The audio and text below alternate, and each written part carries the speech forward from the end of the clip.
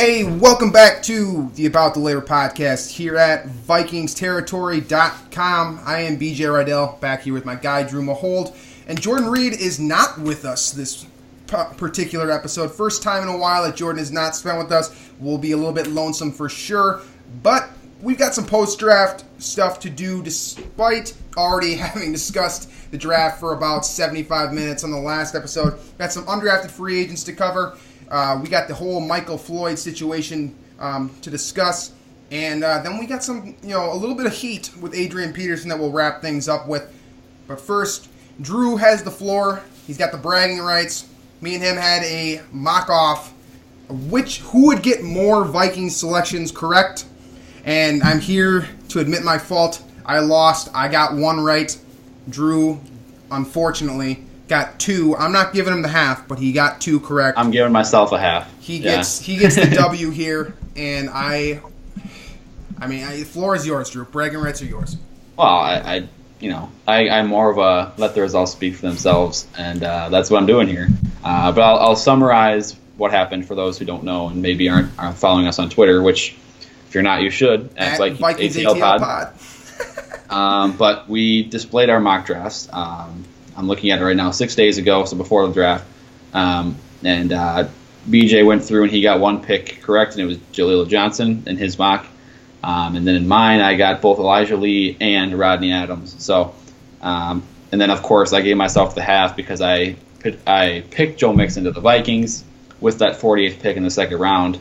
The Vikings moved up to 41 overall, and then Mixon went 48 overall to Cincinnati. So I predicted the correct draft slot for Joe Mixon, so I'm going to give myself half point there. So the final score is... I want to let it be known that I do not recognize that half point. Mr. Jesse Mortensen, I believe that's the person responsible for giving Drew this half point. You were banned from this episode, so go ahead and turn this thing off. I'm just kidding, man. I appreciate you guys listening, as always. Drew, you got 10 more seconds here to wrap up your showboating, and then we're moving into some football stuff. I don't need to showboat anymore. That just the results speak for themselves. I was more accurate here, and that's all that needs to be said. Well, I would have been a much bigger asshole had I won. I know that. It's kind of disappointing. I'm not like you. Yeah, you are the quiet one here. Speaking of quiet, a couple of guys that were quiet throughout the 3-day draft process. That's a good transition. That's I like an excellent transition. You got to give me points for that for sure.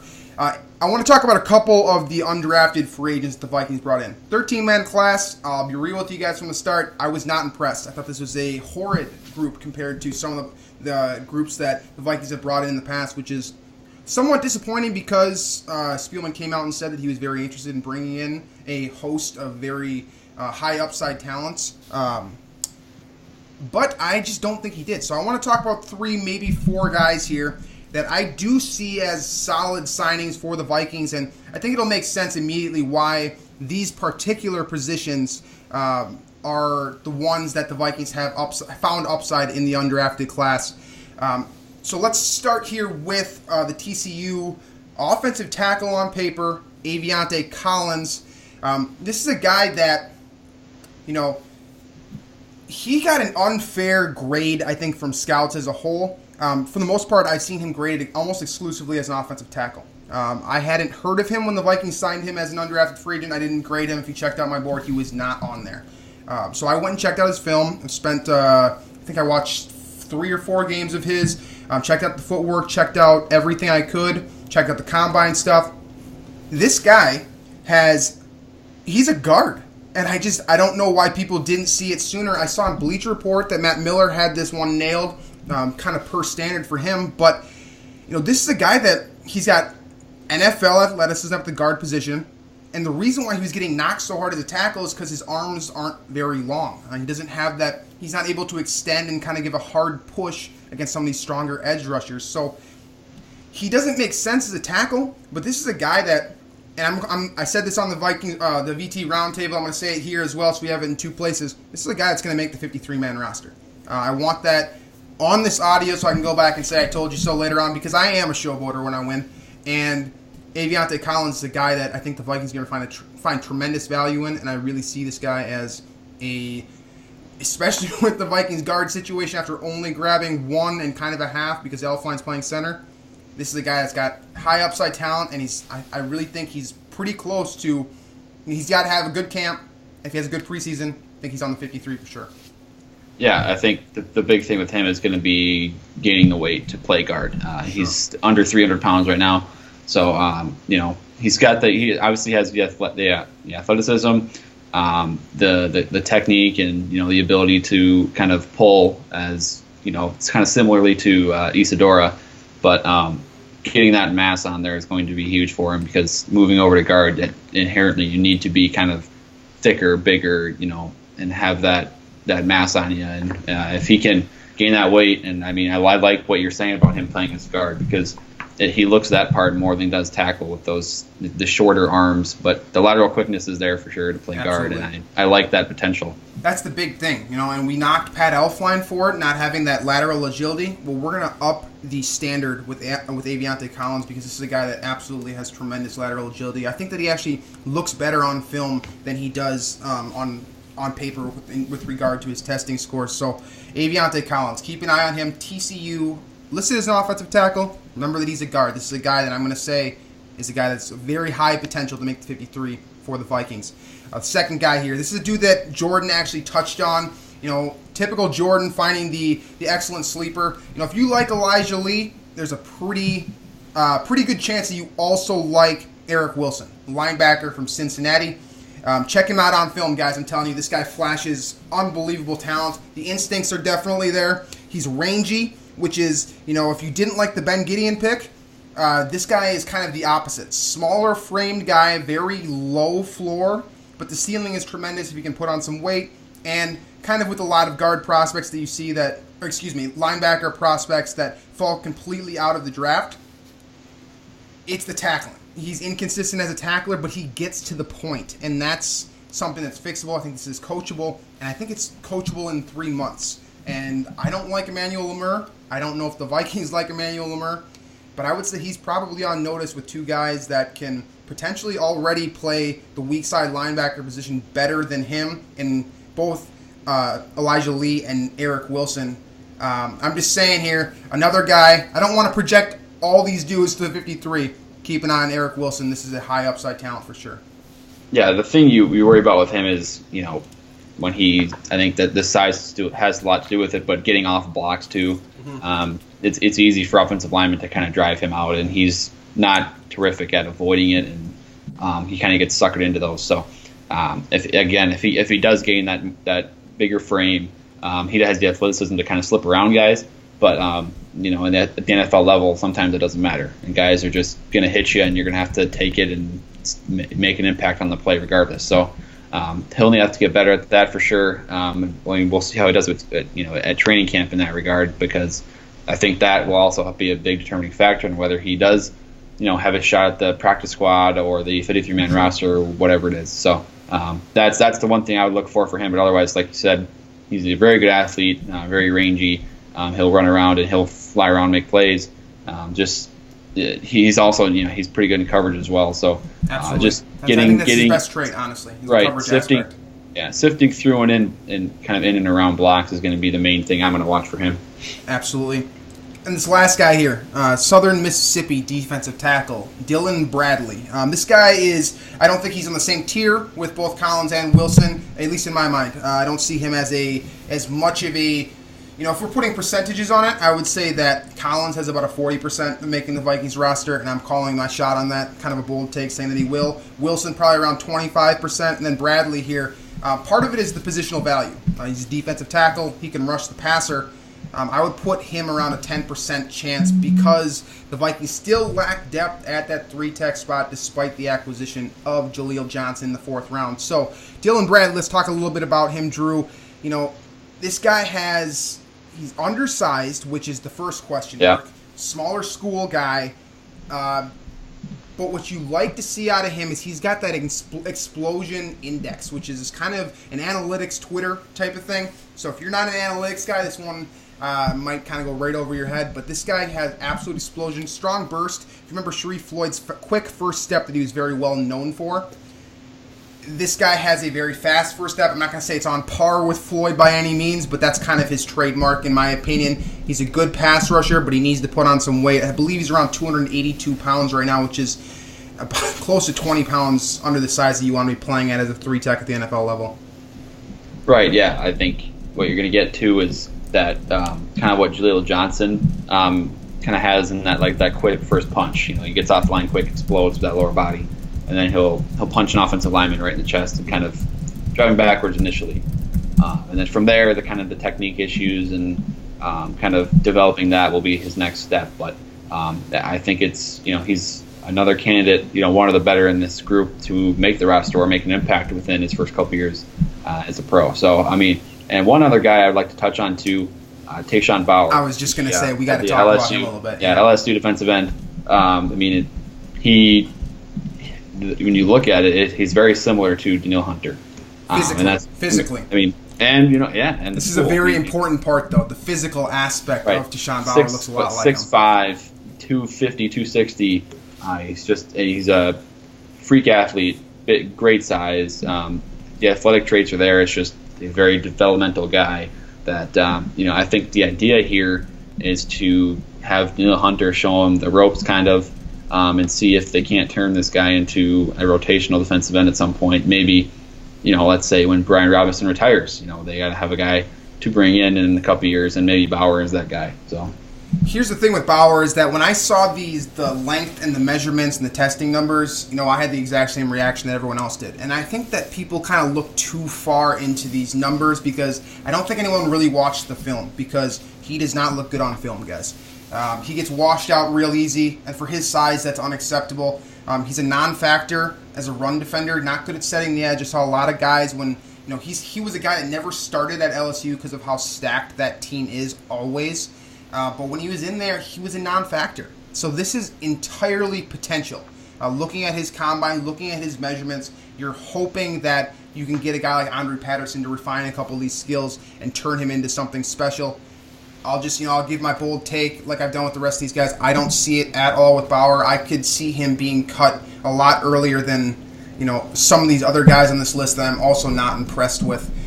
Just as a whole, like I said, very disappointing group in my eyes. And the reason for that, in my opinion, is because of how stacked this Vikings roster is. From top to bottom, there's talent all over the place. It's very, very difficult to make this Vikings roster at this point. And the 3 positions, shocker. Offensive guard, defensive tackle, coverage linebacker. 3 biggest weaknesses for the Vikings currently and potentially entering the draft as well. So they picked their spot there. And Dylan Bradley was also a guy that the Vikings worked out not once but twice during the April period. So they knew, I think he was probably one of those guys that Spielman was, looking to target with a 7th-round pick just to guarantee getting him on the team. But, obviously they went elsewhere. But moving forward here, I think as a whole, draft season, absolute whirlwind, a lot of fun. Thanks for everyone that has been following our last, seems like 10 shows talking about the draft. Hope you guys enjoyed the content. Hope you guys enjoyed Jordan Reed. We just broke a single episode record with the last one, so thanks for the engagement. Keep listening to the show. We're trying to get better every single day, and I guarantee you by the time we get to next season, this will be an elite show, and you will be happy that you picked it up now and not later on. So let's move into the second thing I want to talk about today. Michael Floyd, Minnesota native. Most people probably remember him as the number 13 overall selection by the Arizona Cardinals. Most recently played for the New England Patriots. The reason for that is because he got his 3rd career DUI. I believe it was the first one in the NFL. He had 2 at Notre Dame as well, kind of stacking them up there. Got a full trifecta. And the Cardinals let him walk. They cut him loose 2 days after one of the most kind of embarrassing videos of all time. This was what's that stupid news website that just ruins lives? TMZ. TMZ just did like a full special on how hammered Mike was in the car. It was a bad look for him for sure, and the Cardinals wanted nothing to do with it. But per standard, the New England Patriots did the smart thing, basically paid 5 weeks of a roster spot for a 4th-round compensation when he signs elsewhere. Classic Patriots move. It just makes you think, why would the Vikings not sign him when he went to waivers last year? It makes 0 sense. Worst case scenario, you add another pick, and we know how much Rick Spielman loves his picks. So I don't understand that, but now the Vikings are interested. And, this is a very This is a fun topic for me because this is a guy that I went to high school with. This is a guy that I know pretty well. This is a guy that I actually really like a lot. And then honestly, I take it kind of personally when I see all these people challenging his character because he got caught doing some stupid stuff, drinking. I guess, Drew, let's start with how he fits on this Vikings team. I know you've got some takes. If you're a Treadwell hater, you probably love the Michael Floyd reports. Yeah, I mean, he's. I think what he brings is that another red zone target. That's kind of what we all loved when Bucky Hodges was drafted in the 6th round. You get a guy that's big and physical and can go up and get that 50-50 ball. And Michael Floyd has shown he can do that. At Arizona, he's very productive. I think he had from 2013 to 2015, he had 3 straight seasons with over 800 yards. And 5 touchdowns at the minimum as well. And I think one of those was a 1,000-yard season. So The guy can play. There's no doubt about that. He's got the talent. He's burned the Vikings a couple times. One of the most epic plays of all time. And I don't mean to cut you off here, but we got to bring up Austin Belial here because he loves this play. If you can't remember, 2016, Floyd catches the ball downfield. 2015? Was it 15? Yeah. Floyd catches the ball down the sideline. Larry Fitzgerald gets out in front of him, and my God, Anthony Harris got absolutely upended. It seemed like he got thrown back 5 yards. It was like the Michael Orr block on the blind side when he just takes him into the bus. Like, that's what it was like. Dude, he absolutely flattened Anthony Harris. And I just remember, I was sitting by myself in Bismarck at the time, and I said, "Welcome to the league," to myself. So I started talking to myself based off that block. And, of course, Michael Floyd goes in for 6 points. Honestly, he's killed the Vikings every time he's played them in Minnesota in particular. He was very good last year as well. Going back to you, Drew, I mean, you were talking about something. I just cut you off to make sure that we address that point.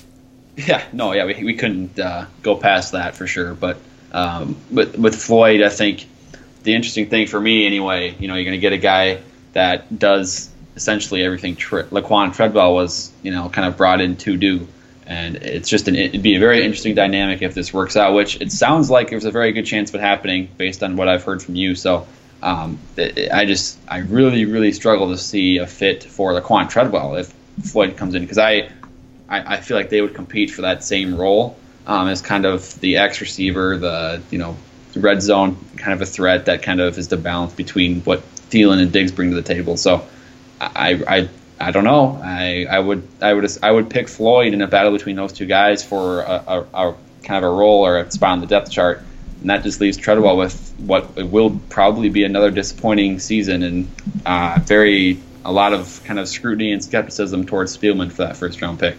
Absolutely. So before we go any further into this Michael Floyd analysis, let me talk to you about the extent of where this engagement is between Floyd and the Vikings. So credit where credit is due. KSTP's Darren Wolfson was the first one on this one. A couple days ago, he started talking about it. The rumors started spreading around. People started talking about him potentially talking to Washington, talking to Minnesota. I finally got a hold of the right guy to talk to for this. Minnesota Vikings have been talking periodically with Floyd over the last 48 hours. There is real interest there. That report is 100% guaranteed. Lock that one down. Again, as always, until you guys start believing me 100% of the time, I'm just going to say this once again. You don't got to believe me. My job is just to report the news, and if you don't believe it, that's up to you. Michael Floyd, Minnesota Vikings, it's a potential match. The Washington stuff, it's all false. And the jail time stuff that John Clayton was talking about, he's been out of jail for about 10 days now. So all of these reports circulating about Floyd, everything from his character to just this absolute nonsense that's just been spiraling around, most of it's wrong. Straight up. He's in Arizona right now. He's not been in Minnesota recently. He's only spoken on the phone with the Vikings, but they have expressed interest. There's no contract on the table at this time. I have absolutely no clue if, when, how, any of those answers, because I'm not in the contract negotiating room and those conferences can go on forever. But what I do know is the Vikings are interested and Michael Floyd is interested as well. So, back into this analysis here. You kind of had an issue with Treadwell's role moving forward. Let me play a little bit of devil's advocate here because I see Floyd signing as a good thing for Laquan Treadwell, and here's why. You said that you talked a little bit about the pressure that's going to be on him next season. Right now, it's insurmountable.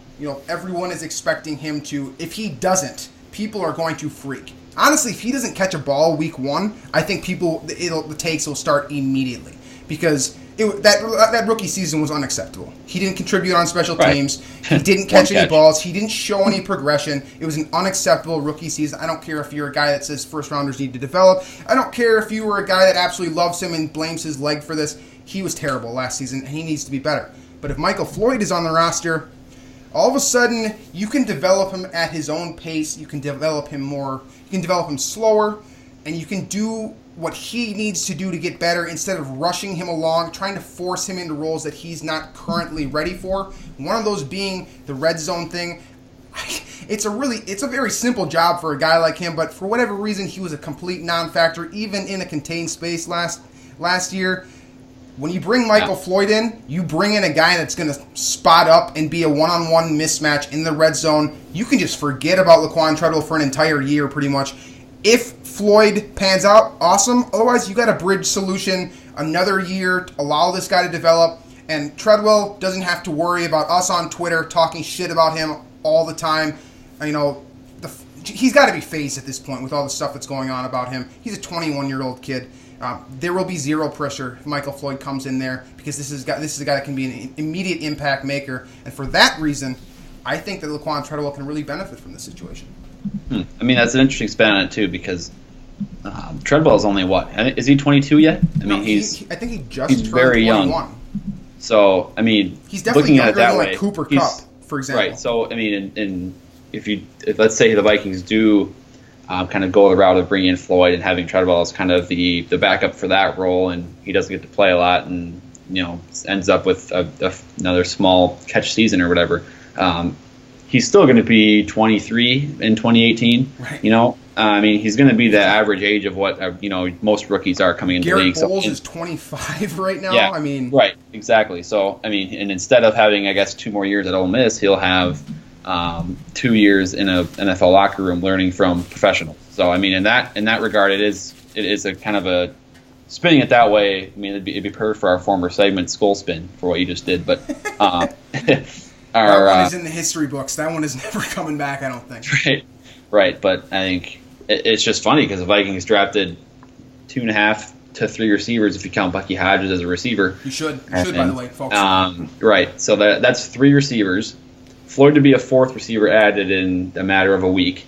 And the Vikings, that essentially leaves Jarius Wright off the team almost undoubtedly. And then you bring in, with Treadwell in the equation, where does he line up? Where does he go? I see zero role for him with that in there, and I think it situational guy. That's right. Maybe I'm thinking about it too much, but I think it says something too much. I think you're thinking about it perfect amount. Seriously, I mean, I think there is logical speculation for even without Floyd on the route. Just the fact the Vikings have shown interest in Alshon Jeffrey and now Michael Floyd, 2 big body guys that kind of look like Treadwell, just are good. They're good, right. And he's not at this point, at least. So the Vikings seemingly have question marks too. So I think there's very logical reasoning for wondering about Treadwell's future based off some of these reports. But at the same time, just you got to keep in mind that this kid is young and he can barely drink, guys. So, he's got a lot to figure out.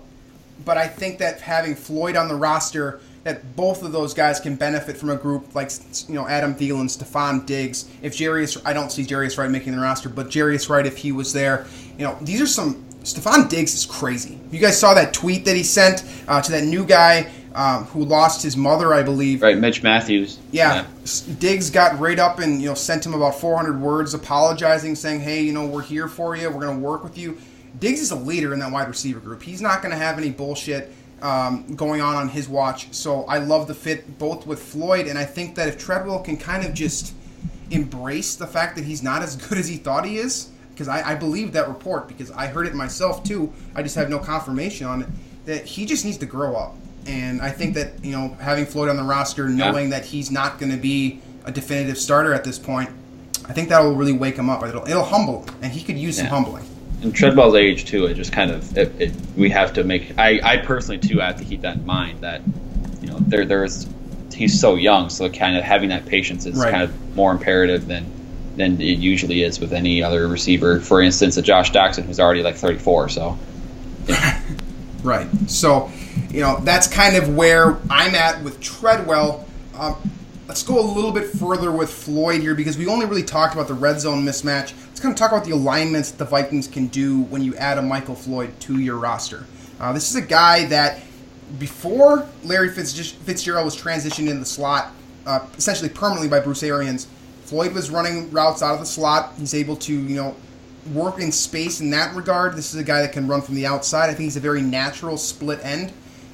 Again, he emulates Treadwell perfectly. And he was drafted, number 13 overall, which is about 10 spots higher than Treadwell was. So if you gauge value on where guys were selected, Floyd is a guy that's going to come in and he's not only going to compete, he's going to pay dividends for zero guaranteed money because I would imagine at least that he kind of waived his right to make guaranteed money in this next contract with the off-field stuff that's been going on in his life. I would imagine that too. He had the boozing equivalent of what Joe Mixon did in the domestic abuse arena. So, that is a bad video for Mike Floyd. Very embarrassing. I can't imagine how tough these last couple months. But I will say from the guy that I talked to that he has been working out by himself. He is absolutely off the wall excited to get going and prove all of you guys wrong because I read your guys on Twitter. You guys are assholes to Mike Floyd talking about his character stuff. I'm just saying, hopefully, if he does eventually sign with the Minnesota Vikings, you guys will get to see it firsthand. This guy can absolutely ball, and he's entering his prime right now. So hopefully that deal will get done, and we'll see number 15 in purple. Bring him back to Minnesota. Start making the Green Bay secondary look like Wyzetta, like he did back when I was in high school. So, any final thoughts on potential bringing in Floyd, Drew, before we move into our final thing? No, I think, I agree with everything you said. It's just, I think people should listen to you when it comes to Michael Floyd. I'll say that because you know the guy. You have people that tell you things about him. So maybe. It's funny because we've discussed Michael Floyd before, and you brought up the whole Cretin-Durham Hall thing, and now it's actually a real possibility that he's I think I made it pretty clear that I went to Cretin too, right? Like I don't think I've hid the fact that people have no idea that I'm from South Dakota, but you're from Cretin-Durham Hall, so people are aware of that. But yeah, that's product of being a person that talks too much, for sure. That's something you guys absolutely don't need to know about me, but you do. And the reason why is because I won a state championship in 2009, something that Michael Floyd did not do. So there's that. Let's move on to the final thought here. I told you I like to brag when I get things right and when I win. So final thing here. Adrian Peterson. He's back in our conversation once again. I don't want to say unfortunately because I really think this is a fun topic. And I think this is something that a lot of people will. I think I'm going to wake some people up here. I'm very confident in this take that I'm about to drop on the world here. So Adrian Peterson, how should he be received at US Bank Stadium week 1 after signing with the New Orleans Saints? Head coach that was okay with the bounty scheme, the $100,000 on his head, doesn't care about any of that. He goes down to New Orleans, joins a backfield with Mark Ingram where he makes 0 cents, and then they add Alvin Kamara, who's going to take touches away. The fit, questionable. As far as I'm concerned, from what I've heard from some people, it was the only option that he had on the table. But he's coming to Minnesota week 1, Drew. How do you think he should be received by the Vikings faithful? He should be received with a standing ovation because, it's funny because I've made this case before and, I made one joke to Adrian Peterson on Twitter where I quote tweeted him and then he blocked me. So it's kind of, ironic that I'm defending him here, but. He can block? Sorry. Oh that was probably a cheap joke. I think I earned that one though. I've made a lot of long jokes here. I earned that cheap one. That's a short one. Yeah, that's not usually your forte. But for the last, I guess, before Teddy Bridgewater arrived, he literally was the only interesting thing about the Minnesota Vikings, at all. There was nothing else there. I guess kind of the departure of the Favre. With I guess despite the Favre, era in 2009, 2010, but 2007, his rookie season, phenomenal. They didn't make the playoffs, but he was phenomenal. And he was really the only watchable thing about that team, because how many other players can you name from that team besides Chad Greenway? I think there were, Chester Taylor is one of them that I can remember, honestly. The number one receiver was Bobby Wade, I think. So Oh my God, Bobby Wade. Oh my God. Was that, I think Andre Allison still in that squad? Probably. Or was that a little bit late there? Regardless, your point stands here. Nobody knows anyone from that 2017. Then 2008, the Vikings made the playoffs with a combination of Tavares Jackson and Gus Frerotte playing quarterback. Philadelphia. I was at that game. That was my first Vikings postseason game. The playoff game against Philly? Yeah. When Pearson had a sick touchdown run in that game, too. I remember watching that. It was McNabb at the time, right? Yeah, McNabb. Brian Westbrook had a long screen touchdown reception. Westbrook. God damn. Hey, shout out to Westbrook for being hilarious during the draft, by the way. So, just throwing that out there. Keep going. But then, obviously, too, and then he was obviously a big part of the 2009 season. I think he had 1,300 rushing yards in 2009. 18 touchdowns. That's production. It's production. It's serious production. I think he's close to a rushing title that year, and obviously 2012 was just in its own class. 2,100 yards, nearly a single season record. Carried, and again, just like 2008, he carried a team that had no business being in the playoffs to the playoffs. Joe Webb, the starter in that postseason game. It's unreal. He was the backup to Christian Ponder. Think about that quarterback depth chart that Adrian Peterson was working with. And then Tavares Jackson and Frerotte in 2008. So, unbelievable. The thing, people like to hammer him for not being a pass protector, sure. I like to do that. Set a receiver, and I have 100% done that as well. But there's a reason for it. It's because when he's been playing with these quarterbacks for so long, the offense has been hand off the ball to Adrian Peterson, and then it adds up to him at the age 31 or whatever he is, not being adept at those things. So overall, the main point I'm saying, I'm going on a BJ rant here, but I'm saying is, bring the heat. People need to respect kind of what he's done, even though he's been kind of a dick or he hasn't said the right things. We gotta bleep Drew out for the first time. Unreal. This is truly a BJ rant now. I love how I turned my volume down too when I said that, but I was kind of afraid to. But you got to give the guys due. The Vikings, I think what I'm going to steal from you here, but it's a valid point, is the Vikings have a new stadium largely because of Adrian Peterson. Hey, you shut up. My turn to talk now. That is absolutely my take, 100% fire. If you're going to the Vikings game against the Saints week 1, and you don't stand up the first time Adrian Peterson walks on the field, shame on you. Because I guarantee you love that U.S. Bank Stadium. And guys, that doesn't get built without Adrian Peterson putting us back on the map. Think about what happened after Randy Moss departed for Oakland. This team fell apart. It was gross. This was a gross team. They were 2005 and 2006 were dark. Oh my God, dude! There was zero fun to be found on this roster. The Vikings. I'm thankful that I don't remember that part of my life very well, because that was a disgusting part of Vikings history. And it only was a 2-year period because of Adrian Peterson, who stepped in and immediately became a game-breaking talent. If you remember his first touchdown, I believe it was 81-yard reception, which is hilarious still to me. Went to the house. I was at that game, by the way. I was at that game. It was my 12th birthday. He shows up onto the scene, and all of a sudden the Vikings start scoring again, and like Drew said, they get back to the postseason in 2008. The unbelievable year in 2009, which kind of put an end to, for what it's worth, kind of in fairness. He was part of the fumble issue in the NFC Championship game. Yeah. So, just to keep him honest here, I'll say that. And then the 2012 year, Colin Cowherd tried to take away from that MVP year. And I'm honestly a very big fan of Colin Cowherd, but he made a take that Adrian Peterson is very overrated. And to some degree, I agree with that take. But to tell me that he was not MVP worthy in 2012, once again, shame on you. That was a definitive MVP season. You cannot carry a team more than Adrian Peterson did.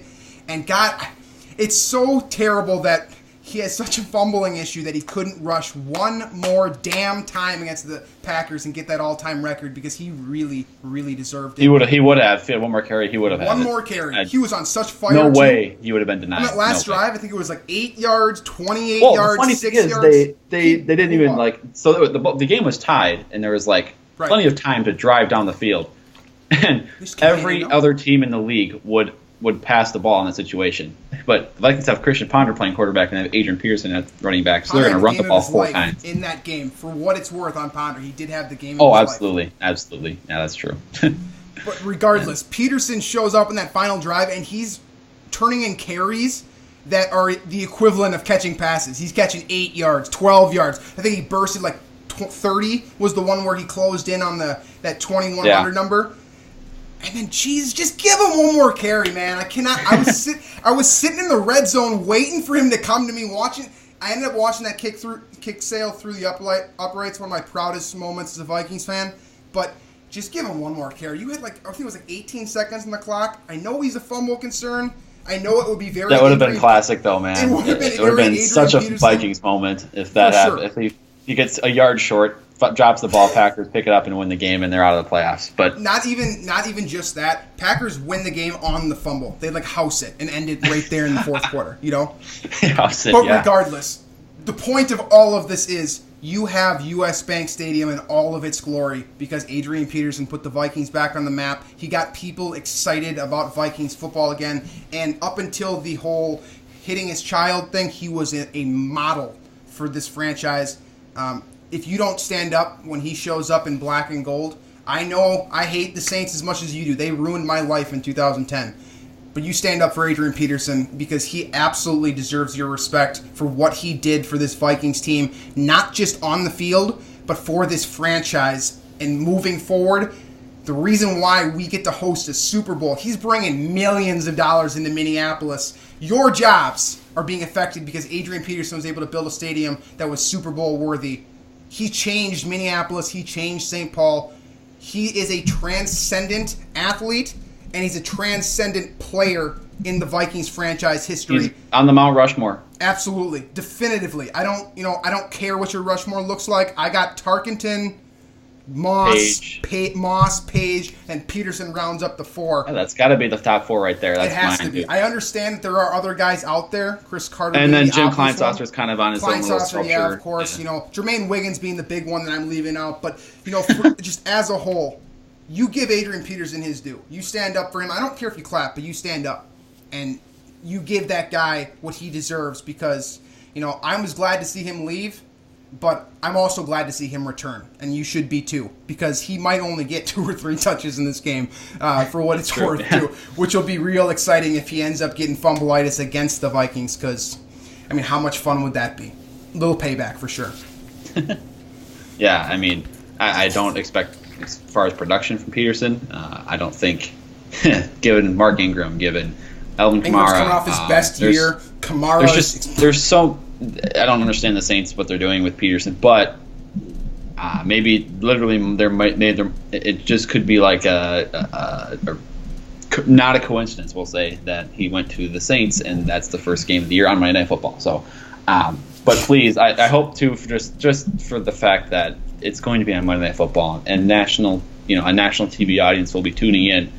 I don't want to see the Vikings fans booing a guy who literally kept the Vikings franchise afloat for 10 years. That would be such a terrible look, and I don't want that. I don't want that to be the case. And don't be that guy. From Drew Mahowald, quote on that: "Do not be that guy." And I co-sign that for sure. And with that, I think we're about done here. I think we did 75 minutes the last 3 episodes, so this is a little short. Hopefully you guys enjoyed this sort of bonus episode. Obviously, we weren't scheduled to record and post until Friday, but because you guys have been so unbelievable and honest, and actually, as of about 30 seconds ago, so as of 11:17 p.m., we have broken our record for a single episode downloads. So thank you to all of our listeners. I think you guys probably understand where to get the show at this point, but I will repeat it one more time. iTunes, Stitcher, Google Play, iHeartRadio, and Vikings Territory. Find us on Twitter. Talk to us. Hang out with us. We're pretty fun guys, I like to think. At Vikings ATL Pod. Drew and I will be back with a show posting next Tuesday. Again, don't know what we're going to talk about then, but we'll figure it out. Hopefully, we will have a new wide receiver to discuss and what role he'll be playing in purple and gold. Any final thoughts from you, Drew, before I close this thing out? Absolutely not. I am done talking today. All right. That makes 2 of us. Thanks for listening once again, and we will catch you guys next week.